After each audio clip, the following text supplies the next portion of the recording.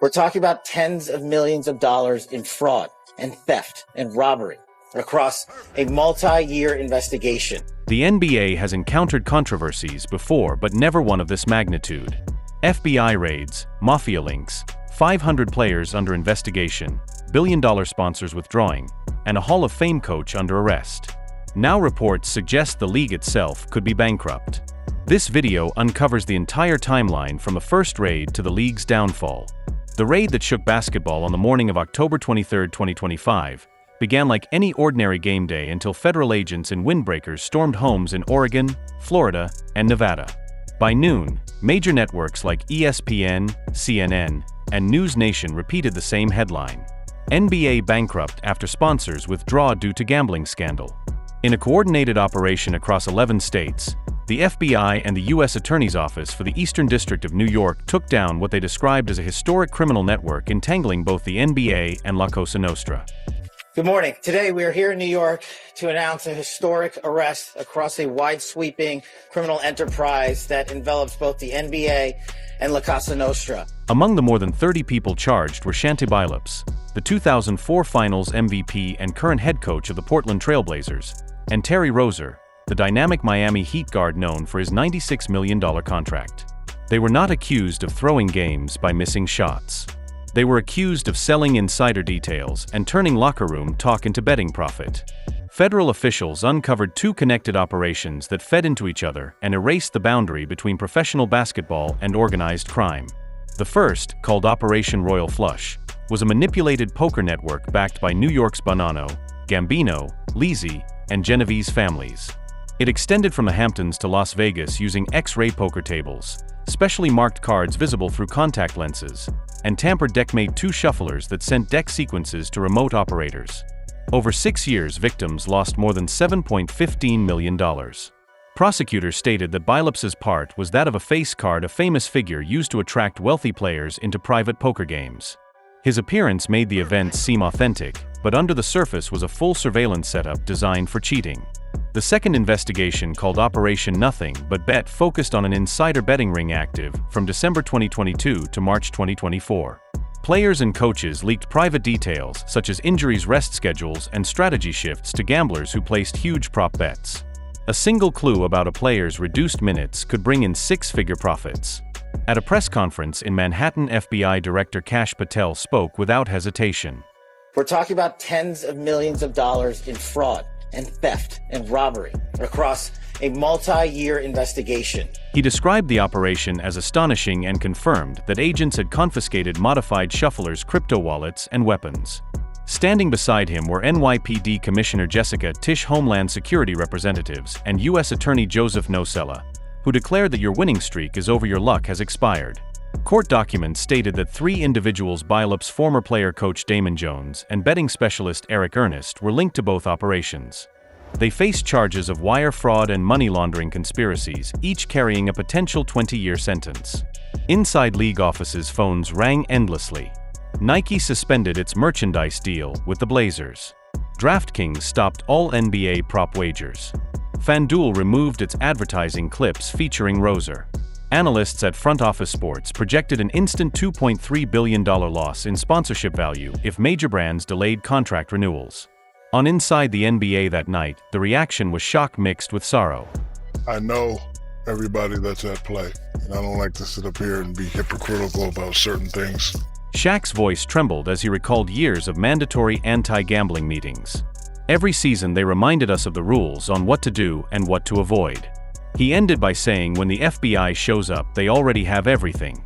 Charles Barkley responded sharply to co-host Kenny Smith, dismissing the idea that addiction was to blame. These guys are foolish. You cannot manipulate games under any condition. Their debate became the viral moment of the day, shared more than 40 million times on X within 24 hours. Evidence revealed that the conspirators viewed the NBA calendar like a trading market.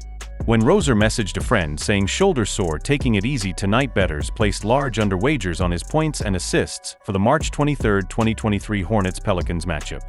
He exited after 9 minutes and 34 seconds, and those bets generated over $200,000 in winnings. The following night, Portland rested 4 starters against Chicago and lost by 28 points. Bettors who received advance information from a source in Oregon identified as co-conspirator 8, almost certainly Billups profited from both the spread and the team total. Federal documents also referenced a third leak from Damon Jones, who reportedly sold details about LeBron James' unreported foot injury before the February 9, 2023 Lakers-Bucks game. Together these leaks formed a betting network worth millions based not on final scores, but on subtle in-game moments unnoticed by ordinary fans. The poker operation was even more severe when victims resisted paying losses. Mob enforcers resorted to violence. One gambler was allegedly threatened at gunpoint over a tampered shuffler valued at $30,000. Another received messages showing his family's location. FBI evidence included images of a dismantled X-ray table confirming technology once dismissed as myth. Agents described it as the union of fame and organized crime. What started as elite game nights in Miami and the Hamptons turned into extortion centers backed by 4 mafia families. Even seasoned investigators admitted they had never witnessed professional players so deeply tied to mob accounting. By evening, the NBA's media partners were in total crisis mode. ESPN canceled that night's countdown show.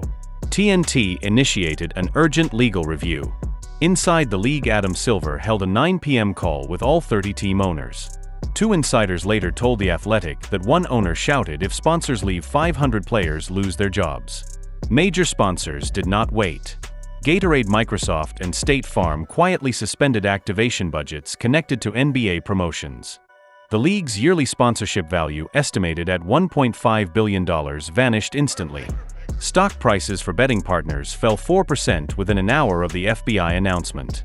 Shanti Billups surrendered his passport and posted bail in Oregon, while Terry Rozier did the same in Florida, using his house as security.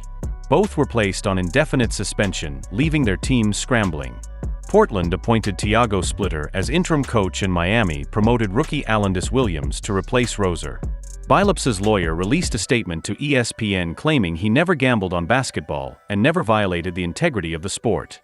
Rozier's attorney described the case as a publicity stunt by prosecutors seeking attention, but the images told the story: 2 NBA figures handcuffed on split-screen television. Meanwhile, fans became investigators as Reddit users dug up old photos of Billups at casino tables in Las Vegas. TikTok users replayed Rozier's 2023 game departure, claiming he pretended to be injured. Even former players commented. Ex-referee Tim Donaghy, who was imprisoned in 2007 for gambling on games, posted, saying, "I warned this would happen again." The next morning, the New York Post ran a front page titled NBA House of Cards. Beneath it, a picture of Billups smiling at a podium was placed beside an image of FBI agents removing evidence boxes from his residence. By noon, an unnamed league insider told Yahoo Sports that several current players were under investigation, sparking speculation that the arrests were only the first stage. Sources reported that the FBI's digital evidence includes group messages and cryptocurrency transaction records connecting players from 6 different teams. If accurate, the next wave of charges could involve hundreds of individuals and numerous sponsorship deals. The NBA's financial foundation, built on advertiser confidence, suddenly appeared manipulated. The league was on the brink of collapse. When the arrests made headlines, the NBA's major sponsors did not wait for formal charges. Within hours, executives from Nike, Coca-Cola, and FanDuel were consulting their legal advisors, all asking the same question: can we afford to remain connected to this? By the week's end, the answer was no. Nike released a brief statement saying, "We are suspending all current NBA marketing agreements pending further review of recent events." In short, billions were frozen overnight. A senior marketing expert told Front Office Sports that what followed resembled a sports industry version of a bank panic. Within 24 hours, State Farm, Tizot Rakuten, and Gatorade all halted advertising budgets linked to the NBA. For a league whose yearly sponsor income hovered near $1.5 billion, the losses were devastating. On the night of October 24, NBA Commissioner Adam Silver convened an emergency Zoom meeting with all franchise owners. According to sources who spoke to Yahoo Sports, the session began with Silver's voice shaking as he said, "We are not facing a public relations issue, we are facing a crisis of existence." The owners were outraged. An executive from a Western Conference team reportedly yelled, "You told us these gambling deals were secure." Another urged the league to suspend all betting-related sponsorships, fearing more names would emerge. Silver, visibly exhausted, admitted that the FBI had cautioned him more arrests were expected, possibly including current players. That statement, insiders said, shattered the meeting. Within minutes, owners began focusing on their own protection. Golden State's Joe Lacob suggested breaking away from the league temporarily to form an independent approved tournament to maintain sponsor trust. Mark Cuban proposed freezing player contracts until the Justice Department defined the limits of the probe. Others like Jeannie Buss warned that penalizing uninvolved players could spark a players' union strike. For the first time in years, the National Basketball Association no longer resembled a united league. It resembled a network of collapsing corporations. By the following morning, the NBA Players Union demanded transparency. Interim President C.J. McCollum contacted the league office to ask if the rumors about widespread contract cancellations were true. His attorneys had already been informed that several teams, including Portland, Charlotte, and Miami, were considering invoking integrity clauses hidden within standard agreements. The rumors were real. Papers later leaked to The Athletic revealed that at least 12 franchises had started reviewing player communication records and background histories. 2 front offices even asked agents for bank statements citing league emergency integrity rules. A senior agent told Bleacher Report they are treating every single player as a suspect. Within a week, over 500 players and coaches were placed under investigation, many of them not accused directly, but caught in the aftermath. For younger athletes on non-guaranteed contracts, the outcome was immediate release. The NBA's reputation, once linked to global prestige, had become a symbol of corruption. On CNBC, a financial analyst summarized it clearly: when Gatorade and Nike withdraw, this is not a scandal, it is insolvency. League financial officers projected possible losses of $3.8 billion due to sponsorship pullouts, advertising cancellations, and upcoming class action lawsuits from deceived bettors. ESPN suspended its NBA Countdown program indefinitely, citing legal concerns. TNT postponed the next Inside the NBA episode, where Shaq and Charles Barkley had already gained attention for their emotional criticism of Billups and Rozier. Rozier makes $26 million. Him betting, giving people information or taking himself out of games, how much is he gonna benefit taking himself out the game to get unders? That footage became the face of public anger, a wealthy athlete destroying his own sport for a small amount of illicit profit. Fans who once argued over MVP rankings were now discussing criminal penalties.